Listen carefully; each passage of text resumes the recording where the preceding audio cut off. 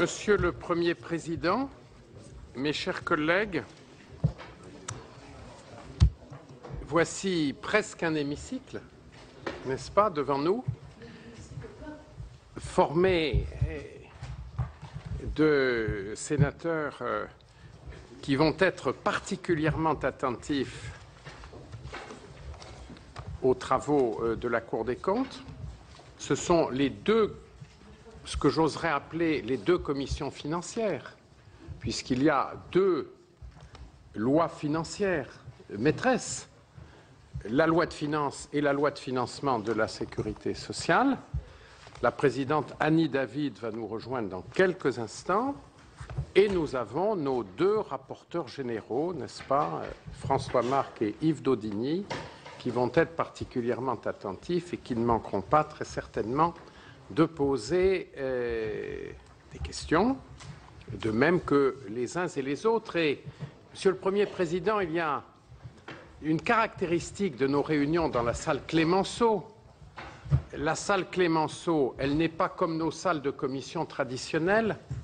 On n'a pas encore véritablement totalement pris ses marques, puisque les membres des différents groupes peuvent se rassembler ou se mêler les uns aux autres, alors qu'en salle de commission, on ne le fait jamais. C'est comme à la commission des finances de l'Assemblée nationale. Il y a en quelque sorte une morphologie des lieux avec les implantations des différents groupes. Quand on siège en salle Clémenceau, on a perdu quelques-uns de nos repères, sans doute pour le meilleur, peut-être pour le pire, je ne sais pas. Mais en tout cas, ceci nous permet de bénéficier de l'équipement de cette salle. Et nos travaux sont donc des travaux publics ce matin. Et c'est bien naturel, puisque la Cour des comptes, le réviseur des comptes de l'État, le certificateur des comptes de l'État exerce en début de législature, pour la première fois de façon aussi formelle, sa mission d'éclairage, d'identification des sujets, de formulation des observations et des recommandations qui sont nécessaires à l'État pour la période à venir. Monsieur le Premier Président, le rapport que vous allez commenter a déjà été rendu public. Vous venez de l'Assemblée nationale, dont la Commission des finances est à nouveau opérationnelle depuis quelques jours.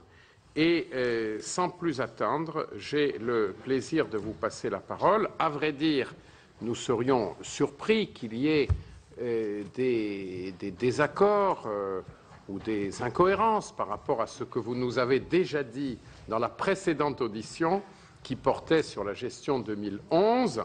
Mais le rapport que vous nous présentez a un horizon plus vaste, une perspective plus longue et, bien entendu, toutes et tous, nous sommes très attentifs à vos propos, à la suite desquels nous nous efforcerons de débattre. Merci, Monsieur le Président, Monsieur le Président, Monsieur le rapporteur général de la Commission des finances, Monsieur le rapporteur général de la Commission des affaires sociales, Mesdames et Messieurs les sénateurs, je vous remercie, Monsieur le Président, d'avoir organisé cette audition.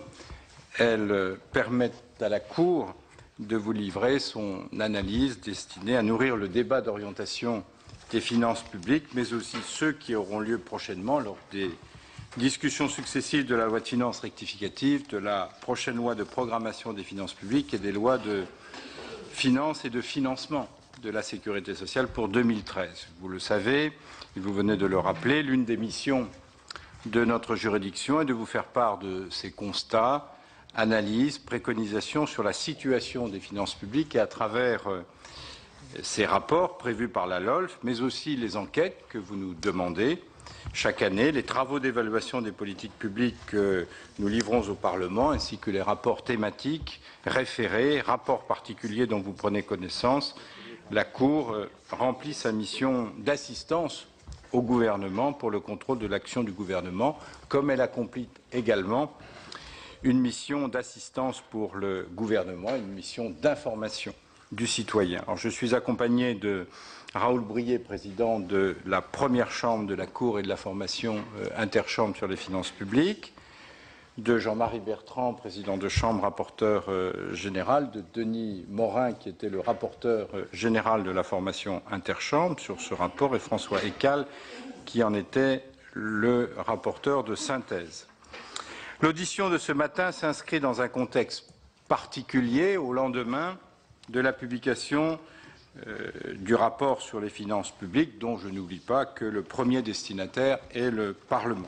Il inclut cette année une évaluation détaillée répondant à une demande du Premier ministre des risques pesant sur la fin de la gestion 2012 et des enjeux qui sont associés pour les années suivantes au respect de la trajectoire de retour à l'équilibre des comptes publics. Et dans le cadre de la procédure contradictoire, le gouvernement a eu connaissance d'une version provisoire du rapport dès le 22 juin. Il a donc pu tirer parti de cette analyse avant de prendre les arbitrages qui lui reviennent et élaborer le projet de loi de finances rectificative que vous examinerez très prochainement et qui sera soumis à votre approbation. Je crois que vous auditionnez les ministres également dans l'après-midi. Bonjour Madame la Présidente. Dans la foulée de la déclaration gouvernementale. Voilà. Avant tout, je souhaite insister sur l'enjeu que représente pour la France, à ce moment de son histoire, le retour à l'équilibre durable de ses comptes publics.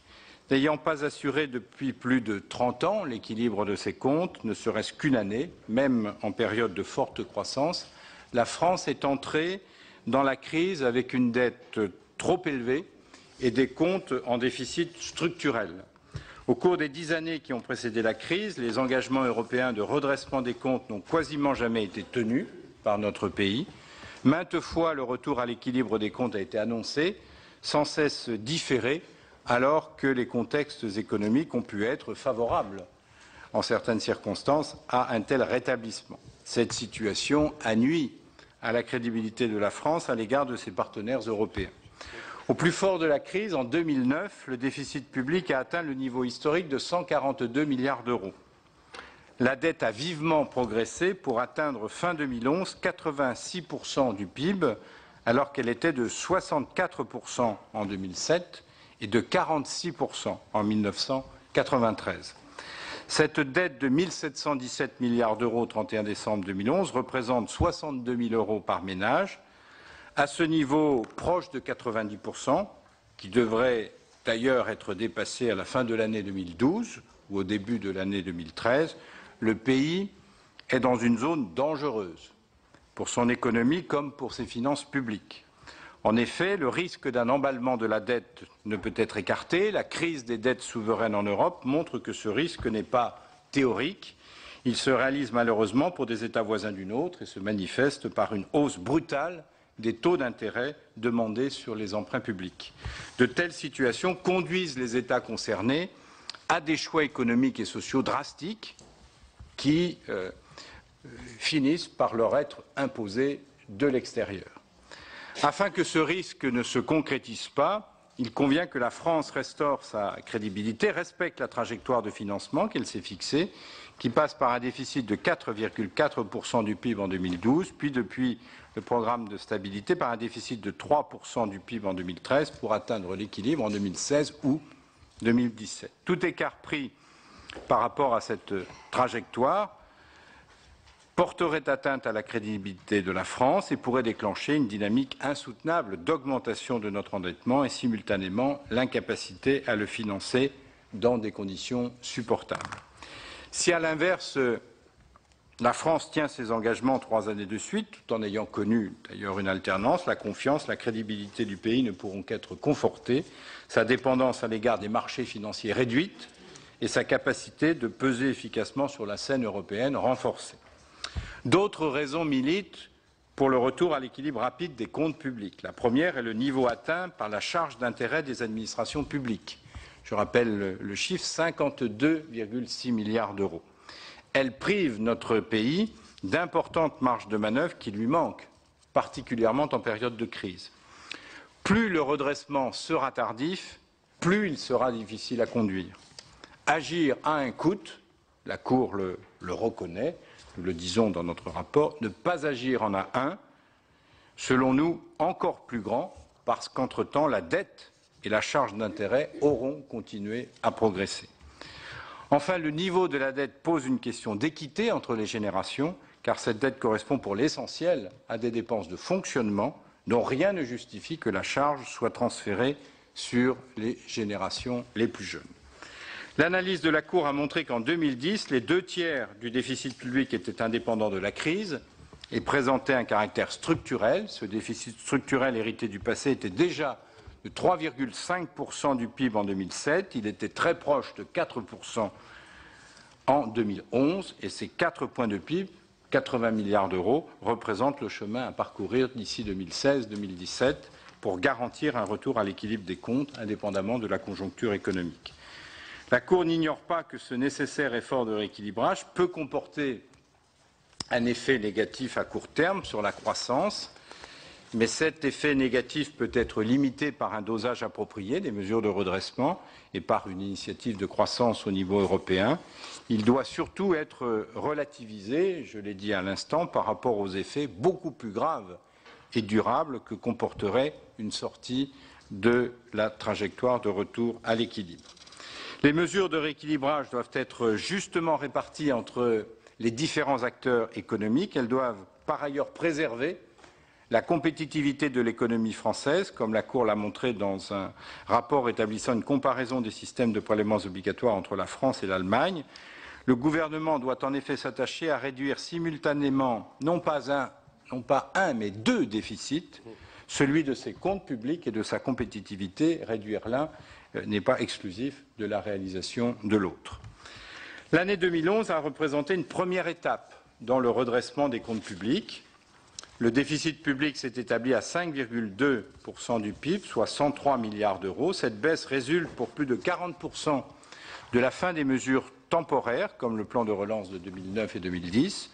Le déficit structurel s'est replié de 0,9 points de PIB, principalement par l'effet de mesures fiscales. Les règles budgétaires, notamment les normes de dépenses s'appliquant au budget de l'État, aux dépenses d'assurance maladie ainsi qu'au transfert de l'État vers les collectivités territoriales, ont été respectées. Les comptes 2011 se situent sur la trajectoire de redressement des comptes. Néanmoins, la France n'a pas rattrapé son retard par rapport aux autres pays européens qui eux-mêmes sont engagés dans la voie de la réduction des déficits, souvent à un rythme plus rapide que la France. Le déficit structurel de 2011 de 4% du PIB se situe au-dessus de la moyenne des autres États membres de la zone euro qui s'élève à 3,2. Il demeure très supérieur au déficit structurel allemand de 0,8%. Les niveaux de dette français et allemand divergent dorénavant et c'est une évolution nouvelle et inquiétante. En France, la dette continue d'augmenter car le déficit est le double de celui qui stabilise la dette. Le rapport de la dette dans la richesse nationale est devenu supérieur à celui de l'Allemagne alors que ce dernier entame son repli.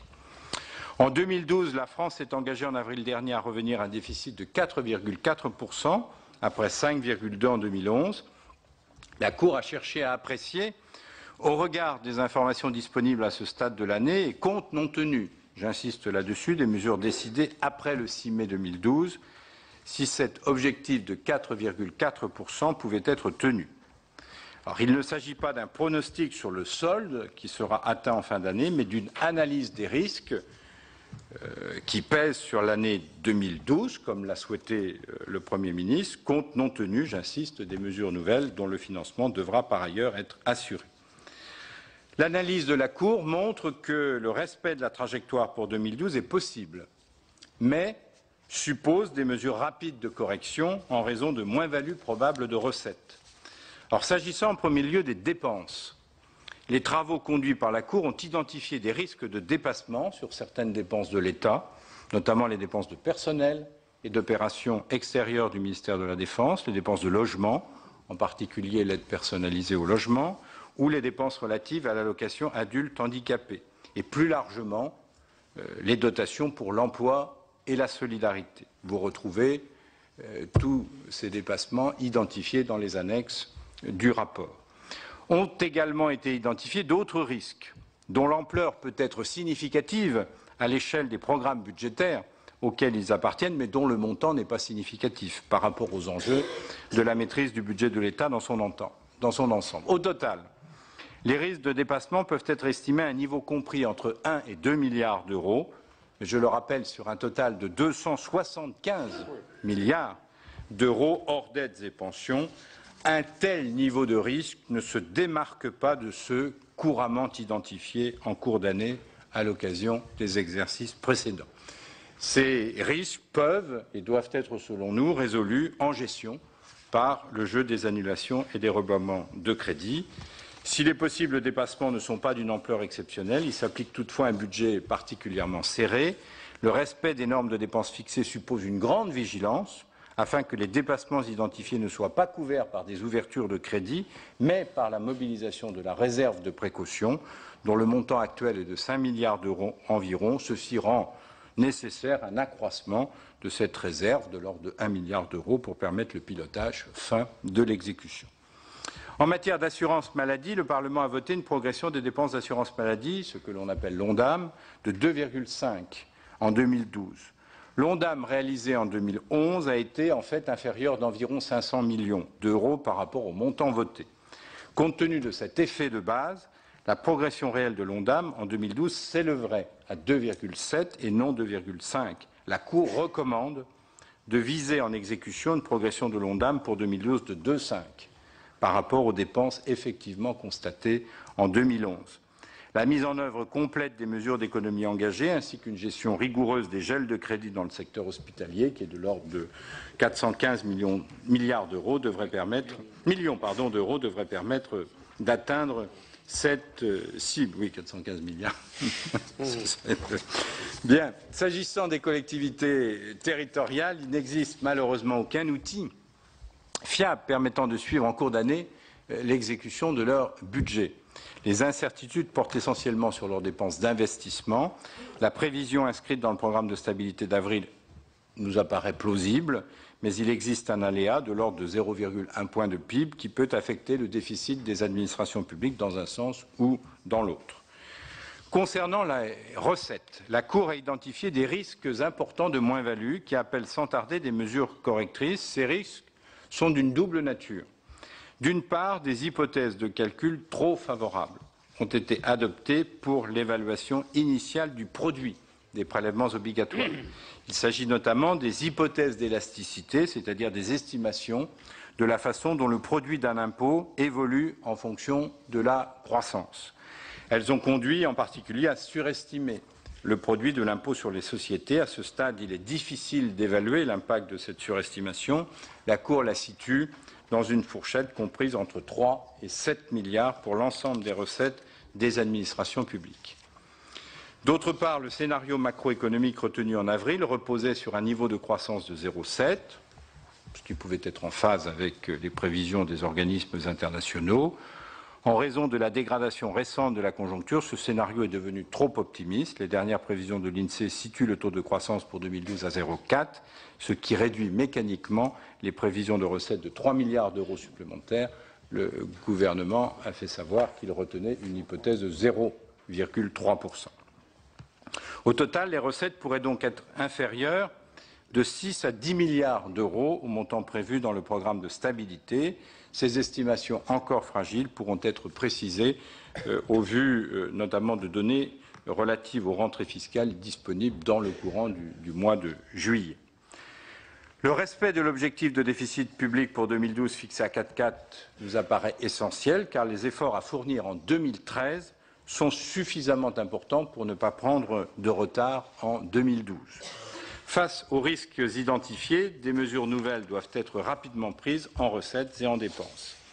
Avant d'aborder les enjeux de l'année 2013, je souhaite évoquer un sujet qui aura un impact budgétaire important sur plusieurs exercices. Il s'agit de 2 contentieux perdus par l'État devant les juridictions européennes, l'un sur le précompte mobilier et l'autre sur la fiscalité des dividendes versés à des organismes de placement en valeurs mobilières, c'est ce que l'on appelle les SOPCVM. Non résidents. Sans entrer dans le détail, l'un des deux, le second, n'a pas été intégré dans le budget pour 2012, alors qu'il existait une forte probabilité que le contentieux soit perdu, et entraîne des remboursements dès cet exercice. Les conséquences en comptabilité nationale de ces deux contentieux devraient peser surtout sur les années 2013 à hauteur de 5,75 milliards d'euros et 2014 pour 1,75 milliard d'euros, soit au total 7 milliards et demi. La Cour juge anormal que les informations qui avaient conduit en 2011 à provisionner le contentieux au BCVM en comptabilité générale n'aient eu de traduction ni sur les lois de finances pour 2012, en tout cas insuffisamment, ni dans le cadre du programme de stabilité. Au total, le respect de l'objectif de déficit de 4,4% du PIB en 2012 suppose de compenser un manque à gagner de recettes de 6 à 10 milliards d'euros. J'en viens maintenant aux perspectives pour l'année 2013 et pour les années suivantes.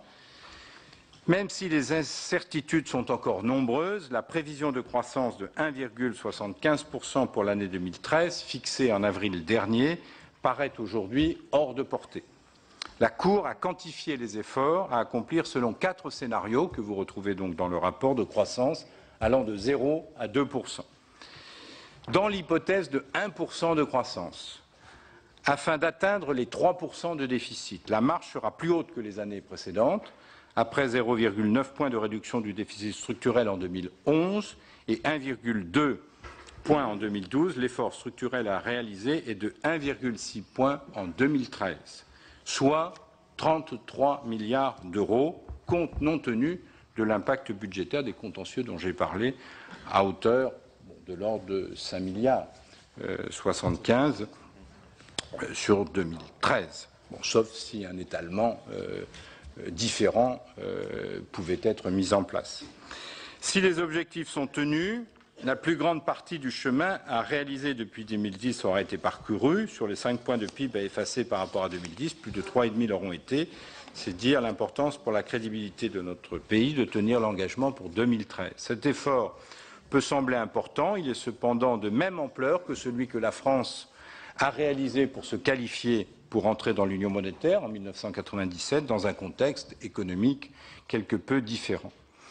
Or, se pose la question du partage de cet effort entre réduction du poids des dépenses publiques et recettes supplémentaires.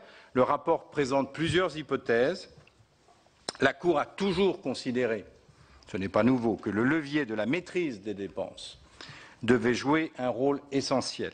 Mais, si l'on retient par exemple un partage égal entre mesures sur les recettes et mesures sur les dépenses, ce sont 16 milliards et demi d'économies sur les dépenses qui devront être réalisées par rapport à leur évolution tendancielle. Un tel effort reviendrait à stabiliser en volume les dépenses publiques dans leur ensemble, c'est-à-dire faire en sorte qu'elles n'évoluent pas plus vite que l'inflation.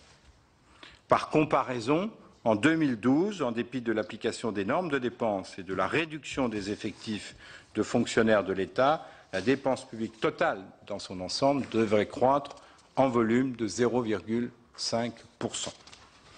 La Cour évoque dans le rapport différentes modalités de répartition de cet effort global entre l'État, la sécurité sociale et les collectivités territoriales. Le premier scénario est celui d'une stabilisation en volume de toutes les dépenses des administrations publiques qui conduirait les administrations de sécurité sociale à fournir un lourd effort, car ce sont leurs dépenses qui affichent les croissances tendancielles, bien évidemment les plus fortes. Un autre scénario prévoit de réduire l'effort sur ce secteur, par exemple en laissant croître les dépenses de 1,2% en volume. Dans ce cas, les dépenses de l'État devraient être stabilisées en valeur, ce qui conduirait à un durcissement des normes de dépenses appliquées en 2012. Et dans ces scénarios, les dépenses des collectivités territoriales devraient être stabilisées en volume.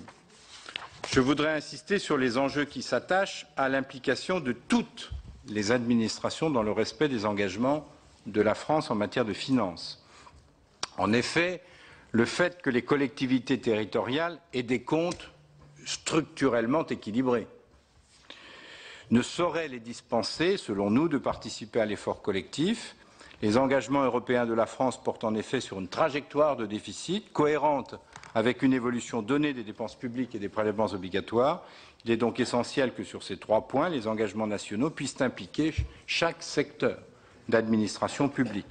Or, en l'état actuel de la gouvernance de nos finances publiques, plus du quart des administrations publiques échappent aux contraintes du pacte de stabilité.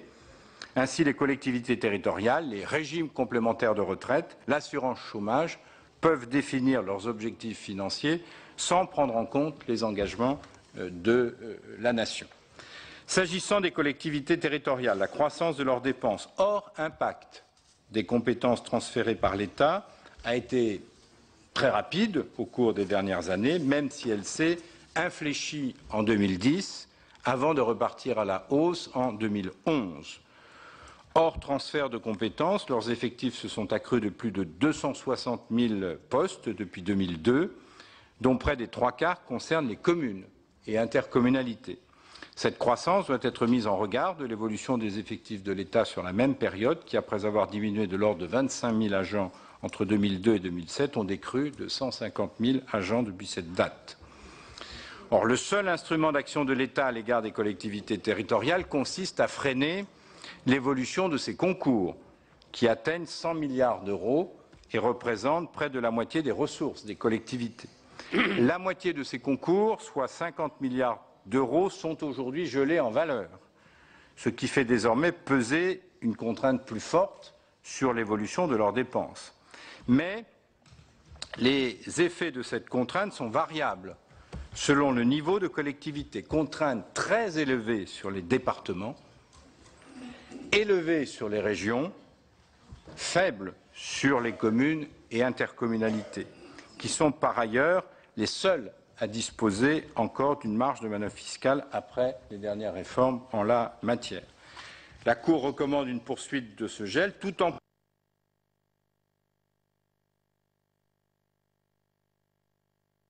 renforçant la contrainte qui pèserait sur les communes et les intercommunalités. L'accroissement des dépenses des collectivités au cours des 2 dernières décennies a été financé par une hausse concomitante des impôts locaux, réduisant ainsi la capacité contributive des ménages, le contribuable est 1, et rendant plus difficile des augmentations d'impôts en faveur des autres administrations publiques, qu'il s'agisse de l'État ou de la sécurité sociale. Cela montre que la gestion d'ensemble des finances publiques appelle désormais l'élaboration de règles partagées sur l'évolution des dépenses et sur la répartition des recettes. Ainsi, une stratégie devrait être adoptée au niveau des administrations publiques dans leur ensemble, associant chaque catégorie à la définition et à la mise en œuvre d'objectifs de maîtrise des dépenses et de modération des prélèvements. Ceci rend nécessaire, selon nous, la mise en place d'une gouvernance partagée des administrations publiques reposant sur un cadre normatif ou contractuel assurant la cohérence globale, le respect des engagements pris par la France et la juste répartition des efforts. À cette fin, un pacte de stabilité pourrait être conclu entre l'État et les collectivités territoriales afin d'engager celles-ci dans le respect de la trajectoire globale définie pour le pays.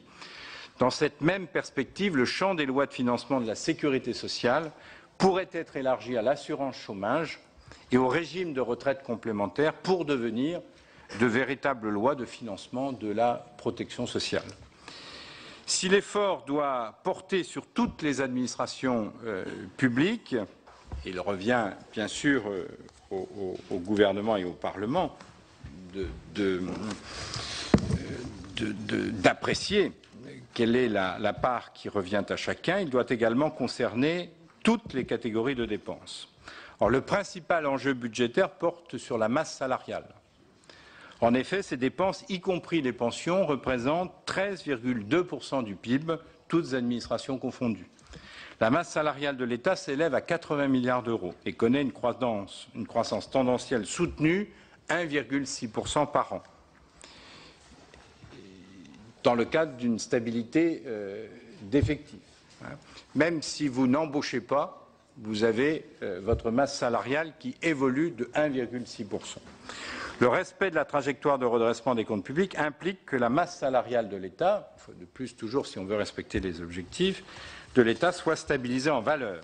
Alors pour l'exercice 2013, pour vous aider dans vos réflexions, la Cour a présenté 4 scénarios permettant chacun de stabiliser la masse salariale, chacun d'eux utilisant de façon variable les 4 leviers que constituent l'évolution des effectifs, la valeur du point d'indice, les déroulements de carrière et les mesures catégorielles.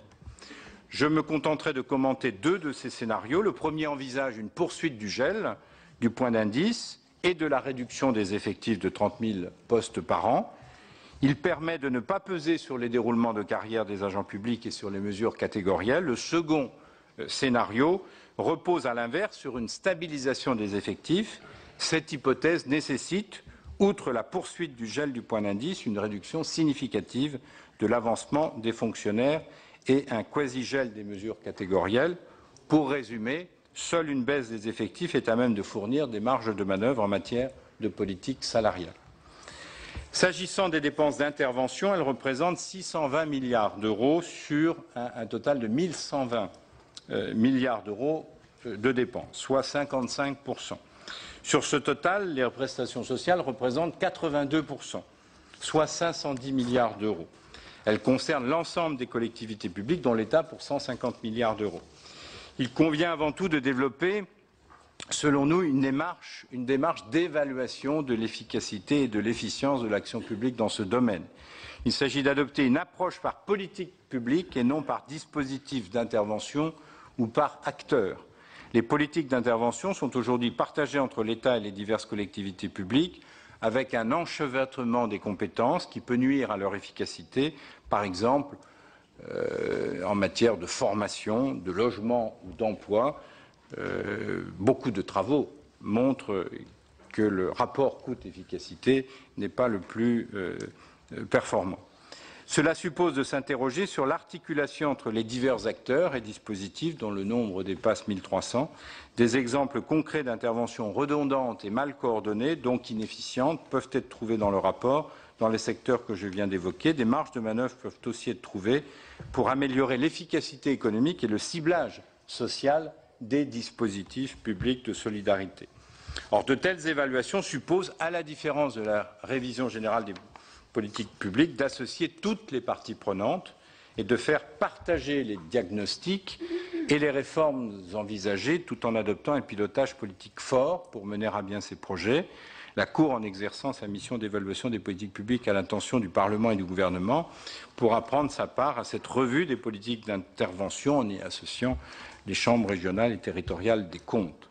De même, devant l'écheveau de nos politiques publiques, source de complexité et de gaspillage, l'acte 3 de la décentralisation qui est annoncé doit être avant tout pour vous l'occasion d'une clarification des compétences entre l'État et les collectivités territoriales, ainsi qu'entre les collectivités territoriales elles-mêmes.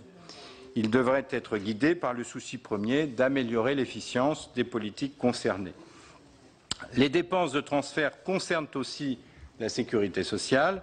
Le rééquilibrage des comptes sociaux doit être assuré en priorité. La Cour a rappelé régulièrement que l'existence même d'une dette sociale constitue une anomalie profonde, car les dépenses de soins n'ont pas de raison d'être reportées sur les générations futures.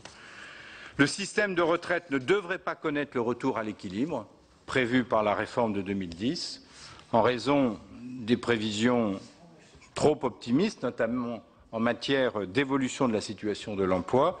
Ainsi, le déficit annuel de l'ensemble des régimes de retraite pourrait être supérieur à 10 milliards d'euros à l'horizon 2020. La question du rééquilibrage des comptes devra donc prochainement être examinée par vous-même. Pour l'assurance maladie également, les efforts doivent être amplifiés. En effet, la poursuite d'une croissance des dépenses d'assurance maladie de 3% chaque année, sans l'apport de recettes nouvelles, conduirait à un retour à l'équilibre en 2024 seulement. Si ce taux de croissance, était ramené à 2,5%, le retour à l'équilibre serait atteint en 2018. Le système de soins peut être rendu plus efficient, sans perte de chance pour les malades, en améliorant la coordination entre professionnels de santé, entre médecine de ville et hôpital, en renforçant les bonnes pratiques de soins et en maîtrisant plus efficacement certaines dépenses. Le rapport annuel de la Cour sur la sécurité sociale fournit de nombreuses pistes de réforme en ce sens. Nous espérons que le prochain, que nous aurons à vous présenter en septembre, en comportera également. S'agissant enfin des dépenses d'investissement, l'ampleur des engagements envisagés ou déjà pris doit conduire à réexaminer leur compatibilité avec le retour à l'équilibre des comptes publics. Il importe vraisemblablement de mieux choisir les investissements publics pour ne retenir que ceux qui auront fait la preuve de leur utilité, notamment au regard du relèvement de la croissance potentielle de l'économie. La Cour préconise la mise en place d'une expertise indépendante des opérateurs en matière d'études de rentabilité socio-économique et une meilleure prise en compte de celle-ci dans les choix et la hiérarchisation des investissements. En janvier dernier, en particulier, la Cour a appelé à reconsidérer le programme de développement de lignes ferroviaires à grande vitesse retenu dans le volet transport du Grenelle de l'environnement, qui entraînerait 166 milliards d'euros de dépenses publiques nouvelles, sans qu'elles soient à ce jour financées. L'investissement des collectivités territoriales et des hôpitaux devrait également respecter ces principes. Action sur la dépense, action sur la recette. L'augmentation des recettes est inévitable. Pour compléter l'effort, elle devrait jouer dans le processus de redressement un rôle, pour nous, sensiblement moins important que la réduction du poids des dépenses et décroissant dans le temps. Elle doit reposer principalement sur l'élargissement de l'assiette des prélèvements existants plutôt que sur des hausses de taux pour des raisons d'efficacité économique. Il faut donc que vous puissiez poursuivre, selon nous, le travail que vous avez engagé sur la réduction et la suppression des niches fiscales et sociales. Les rapports de la Cour, mais aussi beaucoup de rapports du Parlement fournissent de multiples exemples de niches pouvant être supprimées. Nous pensons qu'il y a des marges de manœuvre sur celles en faveur de l'investissement outre-mer, ou le taux réduit de TVA sur la restauration, ou dont les plafonds pourraient être abaissés, comme la réduction et le crédit d'impôt pour l'emploi d'un salarié à domicile. Si la réduction des niches ne suffisait pas à dégager les recettes attendues, et j'insiste sur cette condition, il pourrait être nécessaire d'augmenter le taux d'impôt à assiette large, c'est-à-dire la CSG ou la TVA, la première étant adaptée au rééquilibrage des comptes sociaux, dont la Cour souligne une nouvelle fois le caractère absolument prioritaire. Une telle augmentation devrait avoir un caractère temporaire et s'effacer au fur et à mesure du rééquilibrage des comptes publics et de la montée en puissance des économies sur les dépenses. Après 2013, l'effort de redressement devra se poursuivre à un rythme moindre afin de garantir le retour à l'équilibre structurel en 2016 ou 2017 que l'Allemagne est en passe d'atteindre dès 2013. Notre pays se trouve à la veille donc d'une profonde transformation dans la conduite de ses finances publiques, sous l'effet des nouvelles règles européennes adoptées depuis 2011 d'ailleurs.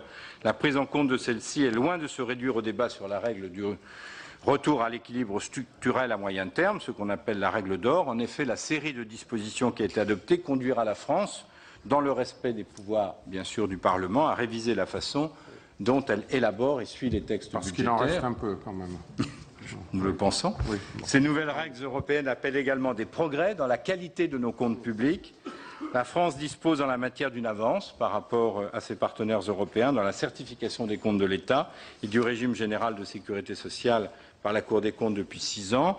Afin de progresser dans la fiabilité des comptes et dans leur harmonisation entre les différentes catégories d'administration publique, cette démarche de certification gagnerait à être élargie. La Cour recommande la mise en œuvre concrète de la certification des comptes des hôpitaux publics déjà décidée par le législateur. J'ai eu l'occasion de m'exprimer devant une de vos missions et j'ai vu que cette idée avait été reprise, ainsi que la mise en place d'une expérimentation de la certification des comptes des plus grandes collectivités territoriales, si elles le souhaitent. Par ailleurs, l'autorité statistique européenne Eurostat considère que la comptabilité nationale établie par l'INSEE devrait s'appuyer sur une comptabilité en droit constaté, donc sur la comptabilité générale de l'État et non sa comptabilité budgétaire. Une coopération renforcée entre la Cour et l'INSEE devrait contribuer à améliorer la qualité de la comptabilité nationale. Les mêmes règles européennes rendront enfin nécessaire la mise en place d'une gouvernance partagée des administrations publiques. J'ai déjà évoqué ce sujet. Pour conclure, la France est loin d'être considérée comme exemplaire dans la gestion de ses finances publiques depuis plusieurs décennies. En 2011, un peu plus d'un mois des dépenses de l'ensemble des administrations publiques étaient financées par l'emprunt. Pour l'État seul, cela représente même 4 mois. Dans le contexte actuel de crise de la zone euro, afin de sécuriser le financement de l'action publique, d'éviter que le poids de la dette n'étouffe l'économie, de continuer à peser dans le concert européen, de restaurer des marges de manœuvre pour l'action publique et de sauvegarder la cohésion entre générations, la France doit assurer le retour à l'équilibre structurel de ces comptes publics dans les 4 ou 5 prochaines années. La Cour insiste sur l'importance du strict respect de l'objectif et de l'engagement de réduction du déficit à 3% en 2013, à juste titre considéré comme une année charnière pour le redressement des comptes publics de la France. La discipline qu'exige le respect de cette trajectoire est sévère. Elle suppose une évolution en profondeur des modalités de l'action publique, gouvernance partagée entre l'administration publique, application généralisée des normes de dépenses, réforme en profondeur des méthodes d'allocation des moyens, remise en cause peut-être aussi de certaines missions de l'État, revue des politiques d'intervention, clarification des compétences partagées entre l'État et les collectivités territoriales, évaluation indépendante de l'utilité des investissements. Voilà, beaucoup de travail pour vous. Cette discipline implique également des choix difficiles en matière de politique salariale et d'évolution des effectifs dans les fonctions publiques.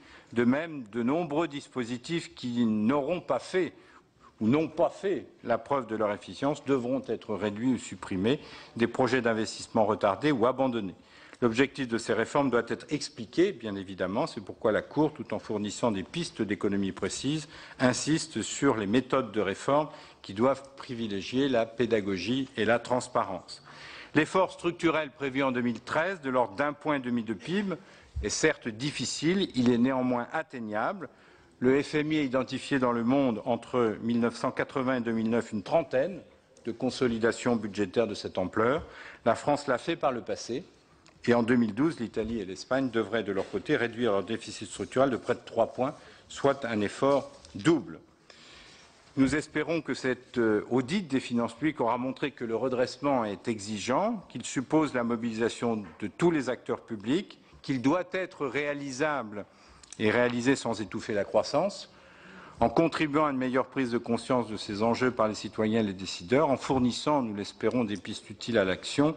La Cour des comptes assure d'une certaine façon déjà la fonction de comité budgétaire indépendant dont les nouvelles règles européennes prévoient la mise en place prochaine dans notre pays. Elle est en tout cas à la disposition du Parlement. Je vous renouvelle cette disponibilité pour jouer son rôle d'analyse et de conseil et s'exprimera aussi souvent que nécessaire pour jouer pleinement ce rôle de vigilance, d'information et de conseil. Je vous remercie de votre attention. Monsieur le Président, Monsieur le rapporteur, Madame la Présidente, Messieurs les rapporteurs généraux, nous sommes à votre disposition avec les magistrats qui m'entourent pour répondre aux questions que vous souhaiteriez nous poser. Merci beaucoup, Monsieur le Premier Président. Il est 12h19 et nous avons par conséquent un choix. Avant les choix redoutables sur le fond, nous avons un choix sur la méthode et la procédure. Soit nous considérons que cette audition est une cérémonie, nous vous avons écouté, nous vous remercions, nous vous reconduisons, nous vaquons à nos occupations, soit nous estimons que ceci ouvre un débat. Mais ouvrir un débat en moins de 3/4 d'heure, avec des intervenants qui seront certainement nombreux et qui, légitimement, ont besoin de s'exprimer, c'est une gageure. Alors, si vous le souhaitez, mes chers collègues, nous pouvons tenter le débat. Mais ce ne sera qu'une toute première approche de débat et qui, nécessairement, entraînera des frustrations. Peut-être voulez-vous nous habituer aux frustrations inévitables dans la période qui nous attend. Non, je ne crois pas. C'est simplement l'enchaînement de l'horaire et de nos ordres du jour. Nous sommes à votre disposition. Alors, Madame la Présidente, David et les rapporteurs généraux vont s'exprimer. Pour ma part, je voudrais focaliser une question sur un point. Vous avez bien insisté sur le fait que les administrations publiques, ces trois sous-ensembles, État, sécurité sociale, collectivité territoriale. Vous avez, en ce qui concerne la dépense de l'État, pris des hypothèses d'évolution spontanée et hypothèse de correction. S'agissant de la sécurité sociale, je n'ai pas bien compris comment vous intégrez la réduction de l'estimation de la croissance par rapport à la loi de financement de la sécurité sociale pour 2012. Si j'ai bien vu votre raisonnement sur la loi de finances, je l'ai moins bien vu en ce qui concerne les rentrées de recettes de la sécurité sociale. Ensuite, les collectivités territoriales. Vous nous avez dit, vous avez laissé entendre que si le déficit était plus important en matière de sécurité sociale, les collectivités territoriales pourraient éventuellement servir de régulateurs. Vous avez également laissé entendre, dans les pistes que vous avez tracées, qu'entre les niveaux de collectivités territoriales et en considérant l'autonomie fiscale variable de ces niveaux de collectivités territoriales, un traitement plus sévère pourrait être imaginé pour les communes et intercommunalités par rapport aux départements et aux régions. Donc, Monsieur le Premier Président, vous êtes entré dans le domaine institutionnel et, naturellement, ces sujets sont des sujets très lourds. Imaginez une gouvernance partagée entre un État, une sécurité sociale, des collectivités territoriales de divers niveaux et elles-mêmes très diverses, n'est-ce pas préjuger de l'organisation des pouvoirs publics dans ce pays? Est-ce si simple?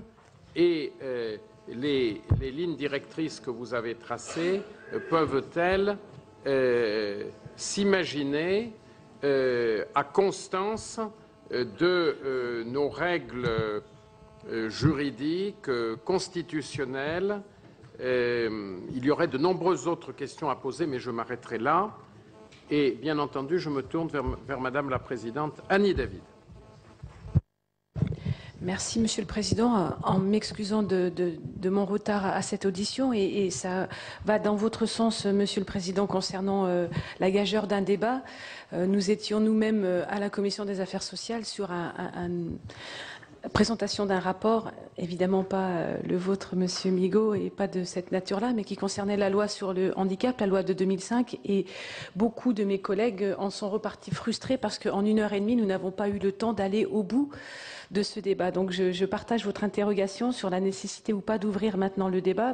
Moi, je serais plus tentée, en plus, au vu de votre rapport, de vous dire qu'il y a quand même deux thèmes bien différents. Enfin, il y a évidemment les finances publiques. Il y a aussi, pour ce qui concerne la Commission des affaires sociales, toute la partie de la protection sociale dont vous avez dit toute l'importance et justement le report d'une année sur l'autre de la dette, notamment de l'assurance maladie sur les générations futures. Donc peut-être serait-il préférable de couper en deux et de vous réinviter, Monsieur le Premier Président, avec l'ensemble des personnalités qui vous accompagnent pour avoir un débat plus approfondi. Mais le rapporteur général du budget de la sécurité sociale est à mes côtés. Il ne manquera pas, malgré tout, de vous interroger. Moi, j'ai entendu beaucoup de choses qui m'inquiètent parce que justement, nous sortons d'un débat sur la loi handicap où nous avons dit, les uns et les autres, le manque de financement de nos collectivités pour pouvoir répondre à l'application correcte de cette loi 2005, notamment en parlant d'accessibilité. Et là, j'entends bien ce que vous nous dites. Donc voilà, vous voyez un petit peu toutes les interrogations qui peuvent nous traverser aujourd'hui.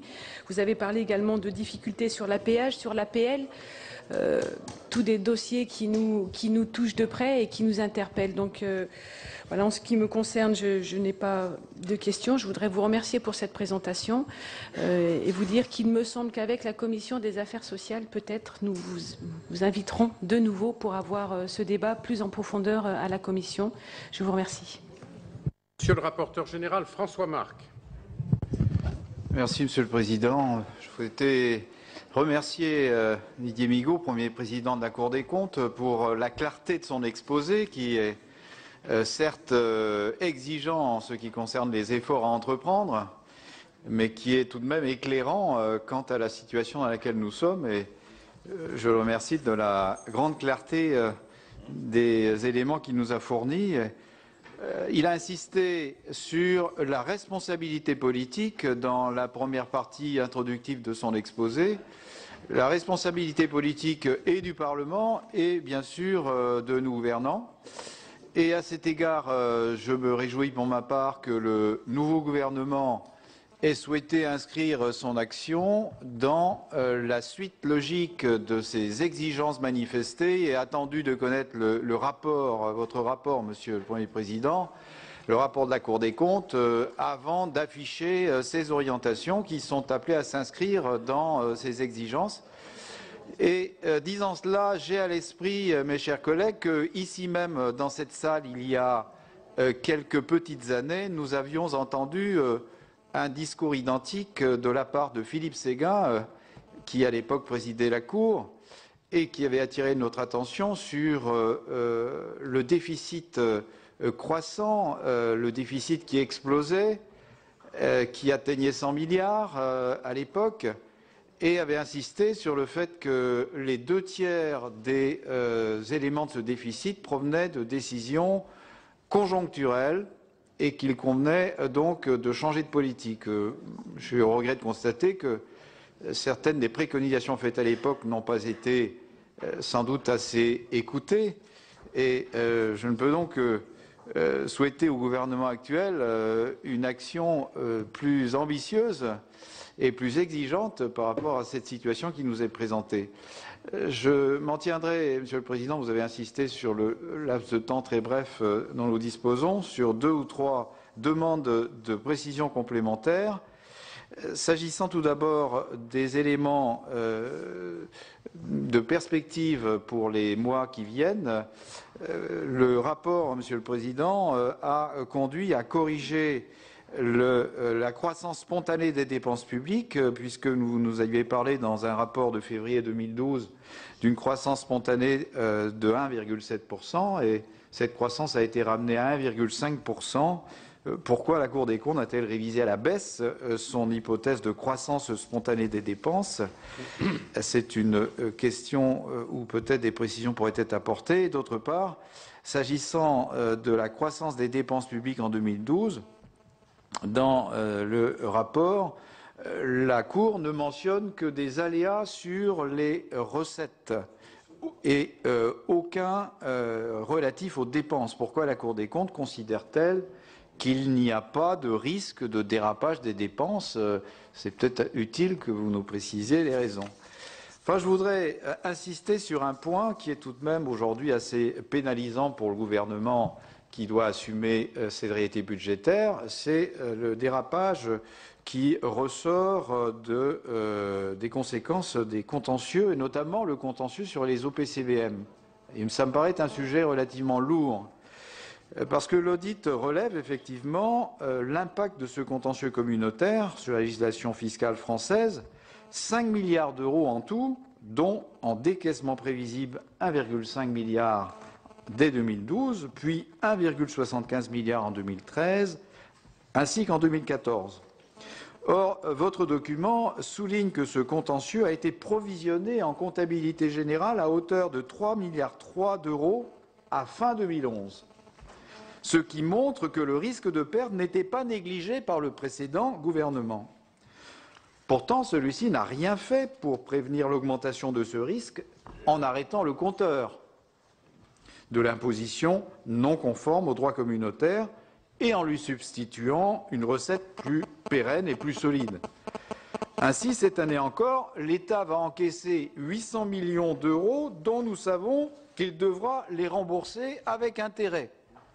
Il s'agit d'une gestion curieuse et sur ce point, il est clair que ça tranche avec ce qu'on a pu voir dans le passé, notamment sur l'avoir fiscal qui avait été supprimé dès qu'un risque de condamnation était apparu.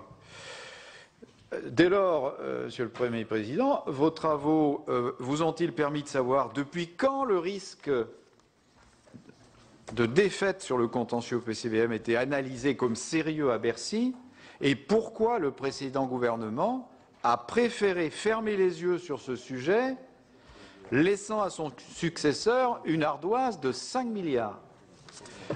Enfin, dernier point sur les collectivités, je rejoins ce qu'a dit notre président de commission des finances, s'agissant de la différenciation des concours de l'État en fonction de la situation des collectivités.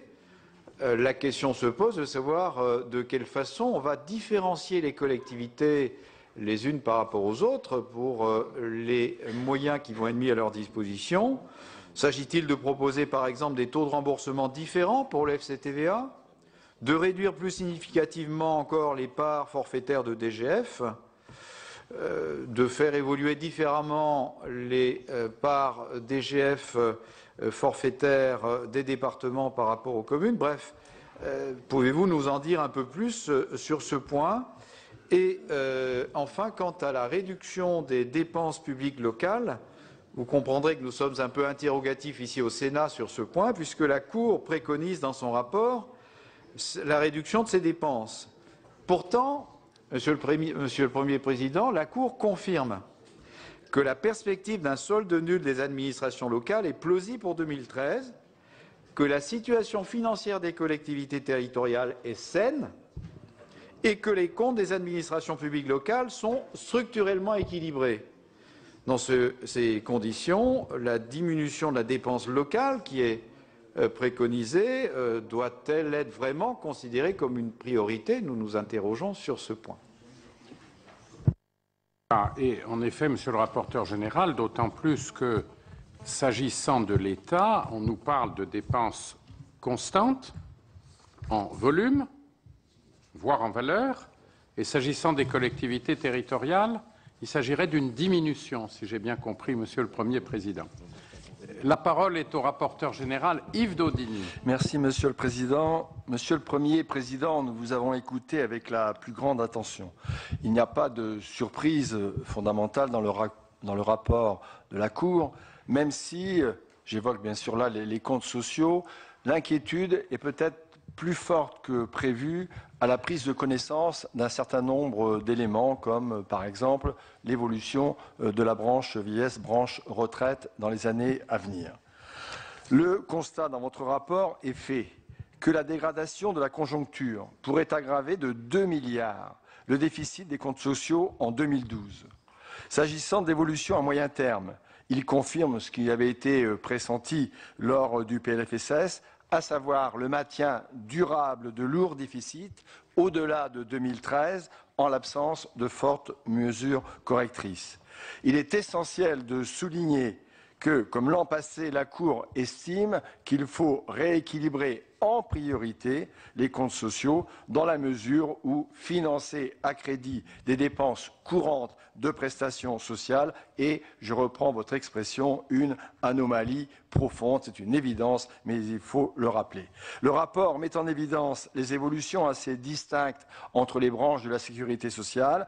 Pour les branches retraite et famille, il ne décèle aucune tendance à la résorption du déficit après 2013. Pour l'assurance maladie, le retour à l'équilibre serait plus ou moins long selon l'évolution de l'ONDAM, vous l'avez rappelé il y a quelques instants. Alors, 3 questions. La première, le rapport estime qu'il faudrait contenir la progression de l'ONDAM à 2,5% par an, avec une progression spontanée des dépenses plutôt de 3,5 à 4% par an. Cette situation est liée à des évolutions de fond, vous les avez rappelées, vieillissement, maladies chroniques, nouveaux traitements.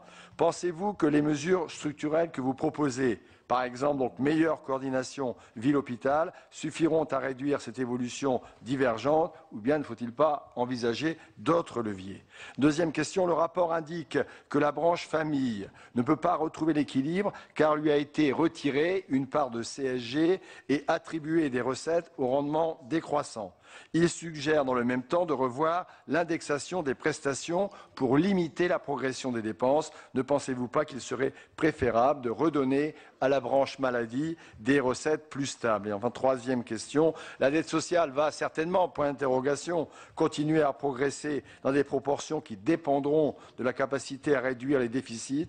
De votre point de vue, par quel type de prélèvement faudra-t-il ou faudrait-il financer cette dette supplémentaire? Merci beaucoup à M. Daudigny. Contrairement à l'usage, nous pourrions peut-être prendre dans la foulée les questions des membres de nos commissions et Monsieur le Premier Président répondra à l'ensemble, à toute la série, s'il le veut bien. Alors, j'ai des demandes de parole de Fabienne Keller, Christian Bourquin, Vincent Delahaye. Je vois Marie-Hélène Deségaux. Y a-t-il d'autres demandes de parole? Jean-Paul et Maureen, Madame Michel André, c'est ça. Y a-t-il d'autres demandes? Plaît-il? Serge Larcher. Georges Patient, pardon. Excusez-moi. Voilà. Y a-t-il d'autres demandes de parole? Non. On ne pourrait pas reporter cette séance de questions qui est très importante. Attendez. pourra en faire une autre. Non, mais attendez. Je vous demande s'il y a des demandes de parole ce matin. Oui, il y en a beaucoup, compte mais on tenu peut des pas contraintes répondre. que nous avons, nous réauditionnerons bien entendu M. Didier Migaud. Cela va de soi. Et d'ailleurs, c'est toujours un plaisir de l'accueillir, quels que soient les messages qu'il nous transmet. Mais il nous transmet des messages de vérité. Alors, je passe la parole à Fabienne Keller. Monsieur le Président, Michel André, messieurs les magistrats, Madame et Messieurs les Présidents. Mais si vous le permettez, mes chers collègues, si nous y mettons d'une autre, chacun peut poser sa question. Premier président peut répondre très raisonnablement et nous ne dépasserons pas l'heure sacro-sainte de 13 heures. Monsieur le Président, Monsieur le Président. Oui, Madame André, pour une question d'ordre. Oui, ça serait une question d'ordre. Écoutez, il me semble que, compte tenu du délai, si on regarde 13 heures, il serait peut-être souhaitable que nos invités répondent à vos questions qui nous semblent, en tout cas, retrouver ce que nous aurions peut-être dans le détail reposé comme problématique. Donc je me demande s'il ne serait pas plus simple, compte tenu de ce délai, de répondre tout de suite à vos questions de rapporteurs et de présidents. Il me semble que ça serait préférable. Et c'est pour cela que je demandais la parole, Monsieur le Président. Madame Michel André a pris la parole, je le note. Oh, écoutez, il y a peu d'intervenants, je crois que chacun sera raisonnable. Je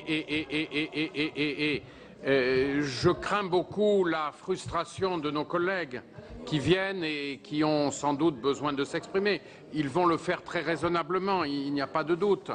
Monsieur Christian Bourquin, vous avez demandé la parole.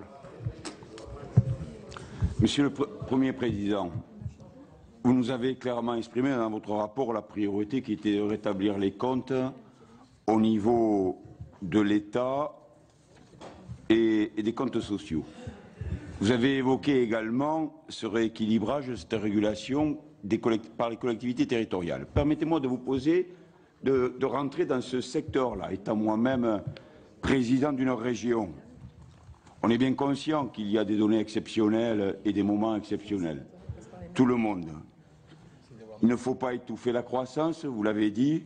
Il faut répondre à la norme, pourtant c'est nous qui les dictons par nos différentes lois. Il y a eu des transferts qui s'imposent à nous dans notre République, il nous faut faire un effort.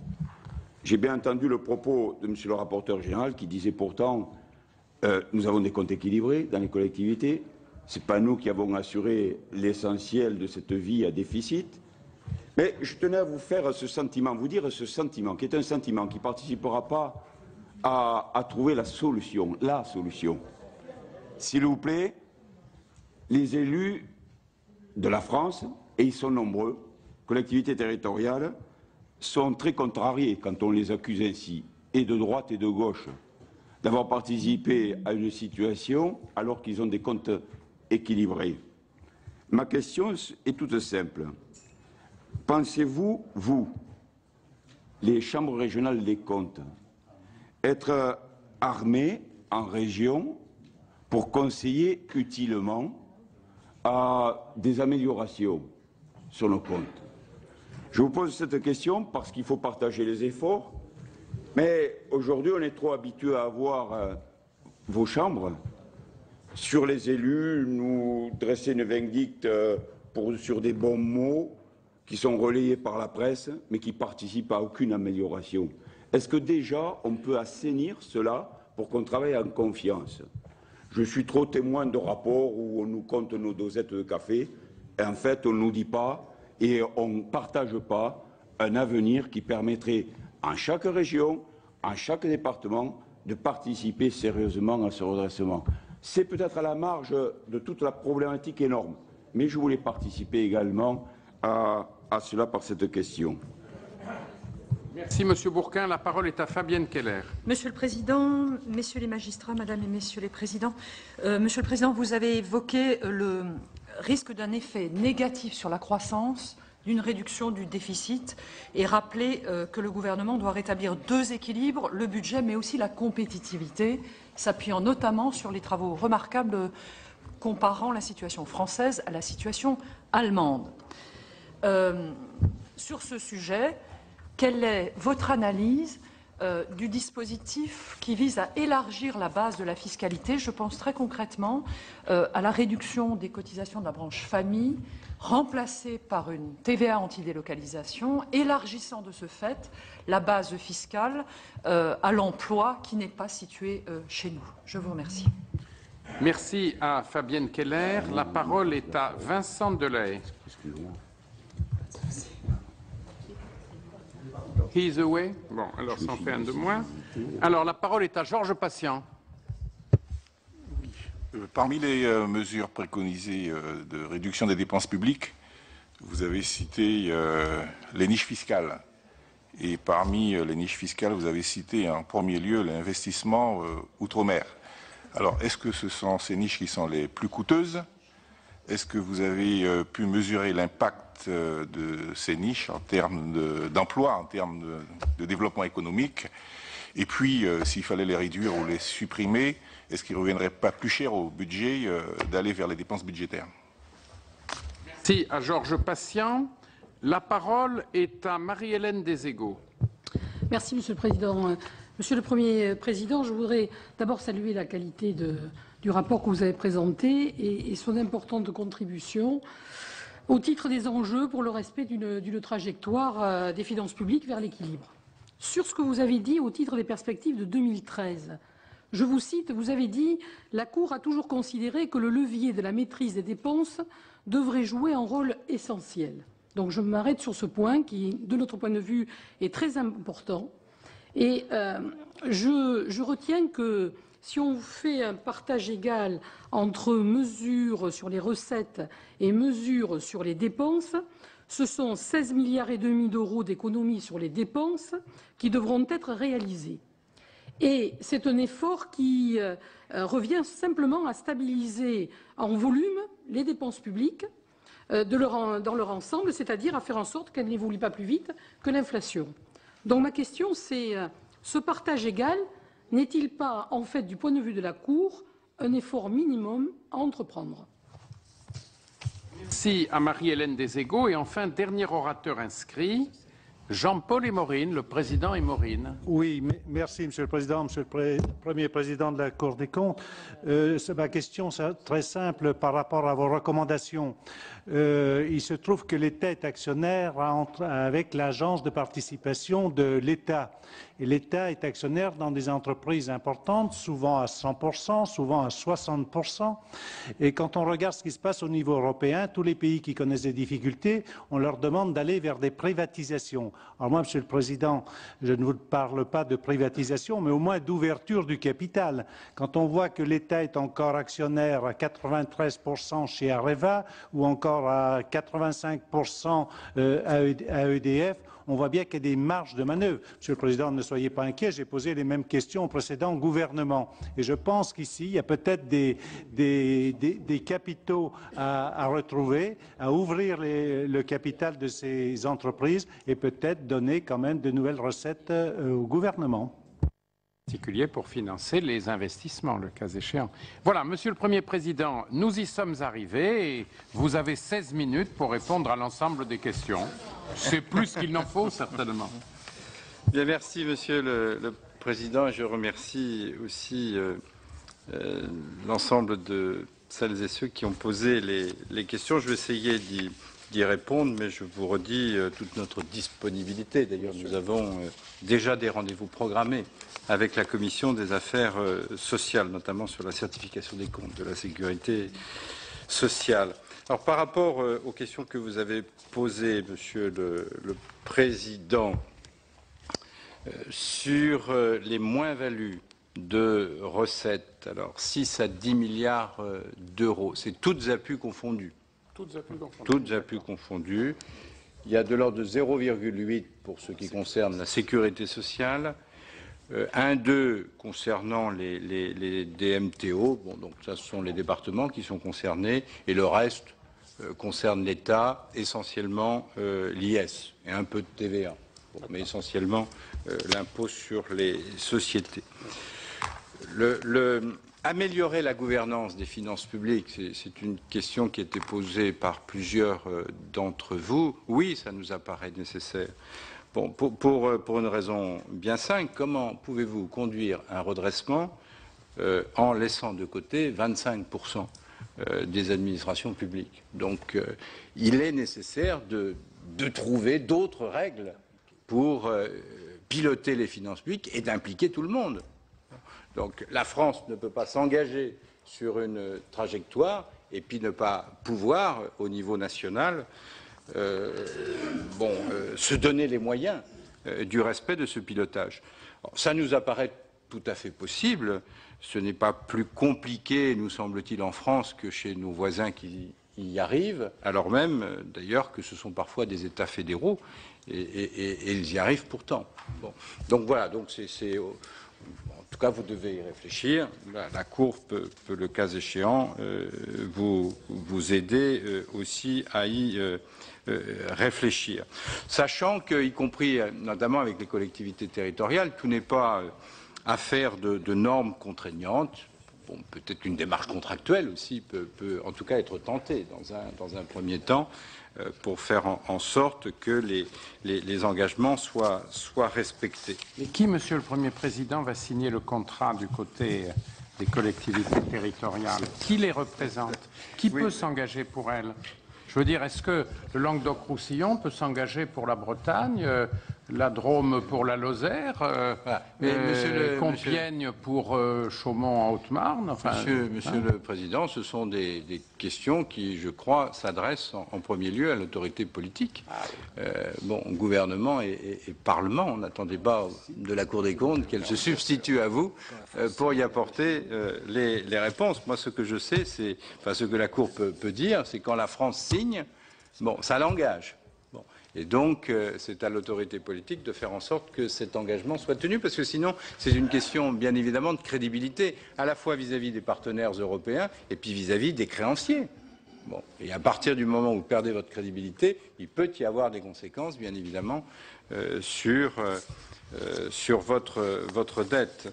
Alors, Madame la Présidente, Martine David a entendu beaucoup de choses inquiétantes, nous a-t-elle dit. C'est de notre responsabilité, en tout cas, que de vous poser les termes, je dirais, du débat que vous devez avoir. Vous avez évoqué la politique de handicap. C'est un merveilleux exemple d'enchevêtrement des compétences. Il y a l'État qui participe à hauteur de pratiquement 13 milliards d'euros. Vous avez bien évidemment la sécurité sociale, à hauteur de 9 milliards. Vous avez aussi les collectivités territoriales, les départements, les régions. Est-ce qu'il n'y a pas, on le voit bien, dans d'autres politiques, est-ce que ce foisonnement est toujours justifié? Est-ce que, à travers une plus grande clarification des compétences entre les uns et les autres, il n'y a pas une action publique qui pourrait être plus efficace tout en n'étant pas plus chère? Donc c'est une des questions qui effectivement peut être posée. Sur les questions de Monsieur le rapporteur général de la Commission des finances. Sur ce que vous avez dit sur les contentieux, dont acte. Je n'ai rien à redire. Tous ces éléments-là se trouvent dans le rapport de la Cour. Il y a 600 millions d'euros à inscrire sur l'année 2012. Qui manque, en tout cas, en l'état actuel des choses. Les éléments étaient connus à la fin de l'année 2011, en tout cas au début de l'année 2012, avant le vote des lois de finances rectificatives. Et je ne peux que confirmer cela. Sur la dépense, vous avez repris ce que nous avons dit. Nous avons identifié un certain nombre de risques de dépassement ou de sous-budgétisation ou d'impasse, de l'ordre de 1 à 2 milliards. Vous les avez dans les annexes. Ce que nous disons, c'est que c'est à peu près du même ordre de grandeur, malheureusement, chaque année. Et chaque année, il y a des observations de la Cour. Donc c'est malheureusement habituel. Ce sont des dépassements, des risques qui sont gérables dans le cadre, je dirais, de l'ensemble des enveloppes, dans le cadre de la réserve de précaution, même s'il peut paraître prudent de l'augmenter de l'ordre de 1 milliard d'euros à travers notamment des gels supplémentaires de crédit. Mais ça nous apparaît gérable à partir du moment où, bien sûr, une extrême vigilance est apportée sur l'évolution de l'exécution de la dépense, et puis où toute dépense nouvelle est effectivement financée soit par redéploiement, soit, le cas échéant, par une recette nouvelle, même si la Cour a toujours une préférence, bien évidemment, pour les redéploiements. Voilà pour l'audition de Didier Migaud par les sénateurs de la Commission des Finances. Si vous souhaitez revoir cette audition, elle est disponible en vidéo à la demande sur notre site internet publicsénat.fr. Je vous retrouve cet après-midi à partir de 14h30 pour une après-midi spéciale lecture de la déclaration de Jean-Marc Ayrault, le Premier ministre, qui va donc s'adresser cet après-midi aux sénateurs. Bonne journée à tous.